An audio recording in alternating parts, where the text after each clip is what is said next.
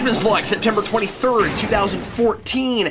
I haven't weighed in at all on the Robert Orci directing the next installment of the J.J. Abrams, or originally J.J. Abrams' helmed Star Trek franchise, and some news came out today, or some pseudo-news came out today that made me want to go ahead and finally make a video about this and discuss something that may end up happening and something that we know already is happening with regards to another project. So, first of all, what we found out today is that Robert Orci apparently, allegedly, a rumor it said in a few places and other places acted kind of confirmed.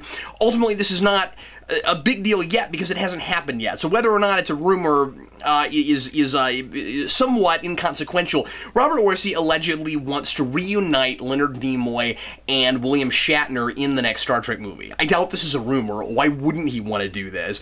And I mean, if he can find a way to make it happen. Abrams always said that he really liked the idea of having Shatner in the first movie. He just couldn't figure out a way to do it without it just being kind of a slight cameo thing. And Shatner didn't want a cameo. He wanted to play Kirk, and he wanted to be a major fixture of the film like Leonard Nimoy was. And so ultimately Abrams wrote a little scene to appease him. Shatner wasn't up for that, and they didn't end up going through with it. So I would not be at all surprised if we found out very quickly, no, this is definitely a thing that he wants, and he's working really hard to make it happen. What do I think about this if it ends up happening? Yes, please. This would be absolutely wonderful. Get these guys on screen together one more time. Leonard Nimoy, of course, keeps saying that he's retired from acting. Every time he's ever said that, he's ended up coming back again. He did have a little bit of a cameo in Darkness just a few months after he said, once again, I'm retiring from acting. Leonard Nimoy just can't leave it alone. He always ends up ultimately kind of coming back, at least in some kind of little capacity here or there somewhere. And I think there's a really good chance that this could happen. Now, I don't know how up for it Nimoy is going to be. I think Shatner is going to be real fast to jump aboard if it's a script that majorly features the Prime version of Captain Kirk, or however they decide to do this. And let me talk a little bit about what it would mean if it happened, because this could be the thing, potentially, that makes this whole franchise work a lot better for me. I have opinions about this that a lot of folks don't agree with. Trekkies and not Trekkies alike. On the non-Trekkie side, I've gotten a lot of comments from folks that say, Captain Logan, you nitpick the new Trek movies too much because you're a Star Trek fan and they're not what you want. They're not close enough to what old Trek used to be, so you need to get off your soapbox and stop nitpicking them. On the other side, a lot of classic Trekkies think that I'm too easy on the movies. I've always landed somewhere in between. I loved Darkness. I loved watching Darkness. I don't love it for what it does continuity-wise, but I do really enjoy that movie, and will certainly go back to it again. I liked it so much more than I thought I would. Okay, so, when I say this movie has a chance to really fix a lot of things for me, here's what I mean. If Orci comes up with some kind of a way to bring Kirk, Prime Kirk into this, and of course, I don't know how exactly that would work, because it would require some major time travel stuff. Well, I'll talk about that in a minute. If he finds a way to do it, it seems to me like the only logical way to go would be to finally come right out and confirm that what we have is an alternate universe and not a paved-over Prime timeline, which would make me so super giddy, because most of the issues I have with both of the Abrams movies are simply, you changed the timeline from this place forward, and everything that happened before that should be the same. And there's some creative license here and there, but for Khan to be just an entirely different character, and for the history of the eugenics wars to be totally different, is incredibly problematic because of where the timeline changes. But if you do what the comics have done, with the IDW comics, which admittedly are not canonical, but they've done a lot of things where the only way they can do it is by coming out and saying this, and the movies have just left it too ambiguous. all they have to do is, all Orci has to do is come right out and say, when Spock Prime went back in time, he did not go back to the early days of Kirk as a kid. He went back to another universe, and then you can do anything you want to. Then their con works. Then a lot of things that I find kind of strange, like building the Enterprise on the planet and having like Orion slave girls and Starfleet. Although that's one that I guess could maybe work. But I just feel like a lot of the things that are really weird, especially the con thing, that's the big one, immediately I can't have a problem with them anymore. I can say I think original con, as it conceptually, is more interesting, but I can't say, oh, how dare you change con, because then it's simply a source material issue, and that's what I wanted all along. I wanted them to just straight up reboot. I wanted them to just go, we're doing a new Star Trek, and it's not out of original continuity. We're not going to try to pretend to appease the fans and play politics with it and try to make the fans happy and everybody else happy. Just do what you want to make. If the whole thing is we don't want to be married to continuity, then pave over all of it. Get rid of all of continuity. Don't go back to like a certain time, but then you're still stuck with like Enterprise and all of it. Because the thing is, if you're not a Star Trek fan, you may not realize just how much history there is pre-TOS, stuff that informs the rest of the series. If you go back just to 20 or 30 something or whatever year it was, there's still a lot of stuff you got to keep up with. You don't have to do that if you just straight up reboot, or if you say that he went back to another universe. There's also precedent for this in Star Trek, which is interesting, because in Enterprise, in Inner Darkly, we did this with the Defiant, where at the end of Tholian Web, the Defiant gets sucked in a vortex and goes to the mirror universe in the past. Time travel plus another dimension. The other thing it would do, besides fixing all of the continuity stuff and still making it, I mean, this is how you have your cake and eat it too, I think, because.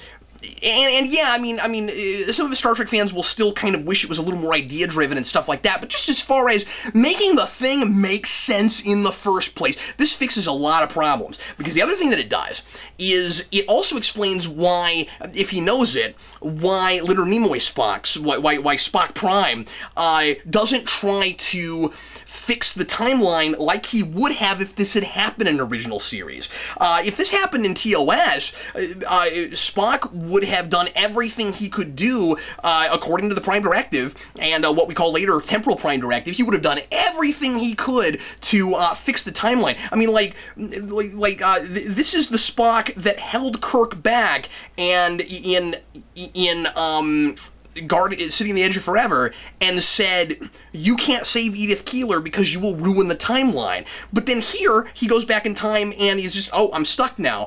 You know so much about time travel. You're the guy that made the thing in Star Trek 4 with the whales work when you had just like a Klingon rust bucket. No, Spock would have totally done everything he could to fix the timeline, unless he knew it was an alternate universe, and that would also explain why he couldn't get back to his regular universe, because he may just not have the scientific means. It's supposed to be a lot harder to jump universes than DS9 with the mirror universe would make you believe, and also if he just has no idea where his, like, multiversal coordinates are, or whatever, he might not have any way to get back, so all we have to do is explain that. Bringing in Kirk Prime from the regular universe and saying that it is still continuing alongside of this would fix nearly all of my problems with the franchise, and I think that would be wonderful. I'd love to see that. Not to mention, just, I'd love to see this happen again, and I think getting to see William Shatner finally get to come back and play Kirk again would be just absolutely wonderful. Seeing Kirk and Spock Prime having to deal with their relationship and exploring the differences in what their relationship is versus the new Kirk and Spock, which have a severely different kind of relationship.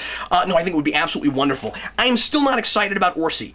When Orci got announced, the first thing I said was, yay, I'm so excited because he will run the franchise into the ground and we can go back to Prime. Because as much as I enjoy things about these movies, there are some really talented Trek alum and other people right now making some really cool fan film stuff I'm not a big fan film guy, but these are really legitimate stuff, things that should be canonical. Star Trek Continues, Axanar. I saw the 20-minute kind of pre-film pilot thing for Axanar, which stars Tony Todd. It's just glorious. It's wonderful. Check it out. I'll put a link in the description. I don't want to even tell you anything about it. Just look at it. It covers in earlier period in Starfleet history before Kirk. Check it out. It's really cool. And I feel like there is a lot of interest still in the original canon and continuing doing things with the canon. My point is, I think we could have both now. And like I said, originally I was like, oh yay, Orci will run it into the ground, but what if he doesn't? If he can get Nimoy and Shatner both on screen together, it doesn't matter if it's a great script. People are going to go to that. I mean, Nimoy helped the first one greatly, and I think getting Shatner in it would be a big deal too. I don't like Orci that much as a writer. I think sometimes he has some kind of neat ideas here and there, but I think he writes a little bit fanfic. I think that he's not thoughtful enough about making making his stories make sense. I think a lot of what he does is kind of novelty, and he'll have some kind of fun, cute ideas, but he's not concerned enough with making sure that things are consistent and that there's an internal logic to the thing. And he just rubs me the wrong way in interviews and stuff. The way he responds to criticism really kind of rubs me the wrong way. I wish he could find a way to be a little classier about it. And a lot of the time, people really do have some pretty valid points about his work, and he's really quick to kind of blame everything except for what the actual problems of the piece are. I don't know. I don't love that. Here's the thing. I do think that a lot of us, and I say us because I do sometimes wonder if I'm a little bit part of the problem. It's the issue. It's kind of an issue sometimes when you review things full time, when that's what you do. But I do think that folks are way crazy, super critical sometimes. Maybe a lot of the time, certainly. At the same time, you do have to take things with a grain of salt, and I do kind of see the wisdom in when you're doing things creatively. Don't look at reviews, don't look at criticism. I get that, but he just comes right out and responds to criticism, constructive or otherwise, in almost a violent and hateful kind of manner. And I just wish he could find a way to be classier about it and to take the really fair criticisms to heart. And I would assume that some of those would be coming from other places as well. What I'm saying is, from what I've read of him, he seems to kind of have this attitude of, I am a popular writer in Hollywood, I get a lot of work, and therefore everything I do is gold. And I just don't think that's a healthy way to think about yourself as a writer. Anyway, I don't want to just sit here and just spew about Orci. But when I found out that he got tapped to do Star Trek 3 as a director, I was like, oh wow, this could really turn into a Blade Trinity thing. I'm hoping he gets some help. I'm hoping he doesn't end up writing the movie all by his lonesome. At the same time, I do think he is a massive Star Trek fan. I don't know that he's. I don't know exactly how well he knows it, but he does strike me as a pretty mega Star Trek fan. So he may end up with some really neat ideas in there. I don't know. I mean, obviously, I'm just gonna have to wait and see it and see how it goes. But is it possible that Orci could be the guy that gives me the thing I've been asking for, which is simply make this and Prime both kind of happening simultaneously? Now, once again, I would not have been upset with a straight-up reboot. If back in 2009, this had simply been, we're doing a new Star Trek, it's a reboot, it's a separate thing entirely, I would have been completely fine with that. What bothers me is when I'm told to see this thing as working with all the continuity we had before a certain date, but it doesn't, and it's really confusing because it's kind of picking and choosing what counts and what doesn't. Sort of like Spawn, only it's not nearly that bad. Anyway, so, this is exciting because yay Shatner and Nimoy, if it happens. This could be exciting because yay Shatner and Nimoy, but also because, it might finally fix the continuity thing, for me. Anyway, I don't know if anybody else is gonna feel about it this way, or has the kind of issues I have with it in that kind of, you know, continuity place. I know some Star Trek fans do, but that's just my 2 cents on it. As I said, I don't know that mine will be a popular opinion, but that is my opinion. And also, I wanted to mention, and this is concrete news, that in order to focus on Star Trek, and this is smart of him, in order to focus on Star Trek, Orci has pulled out of Power Rangers. So I don't know who else is going to end up taking over and working on that, but he was supposed to produce that movie, and he has bowed out. So it'll be interesting to see what happens with that. But anyway, he's going to be concentrating full-time on Star Trek. He's not going to have his attention thrown in different kind of directions. Maybe he can show us what he's really made of, especially working by himself. If nobody else ends up, you know, writing with him, instead of being teamed with Kurtzman. So anyway, I'm interested to hear other people's opinions on this. If it ends up happening, I doubt that I'll do another Captain's Log talking about Shatner and Nimoy both getting together, because I've kind of said my piece on it now. I hope it happens. I think that could be a really cool thing. We don't know anything else about the story yet, except that it's supposed to be well into the 5-year mission, so Kirk and crew will have already had quite a bit of stuff going on with them, and they're supposed to be in deep space. It's supposed to not be an Earth-centered thing. Even though it's Orci, so far I'm loving everything I'm hearing about this. So anyway, leave comments. Looking forward to reading them as always, and in the meantime, I'm Captain Logan, and this was today's Captain's Log.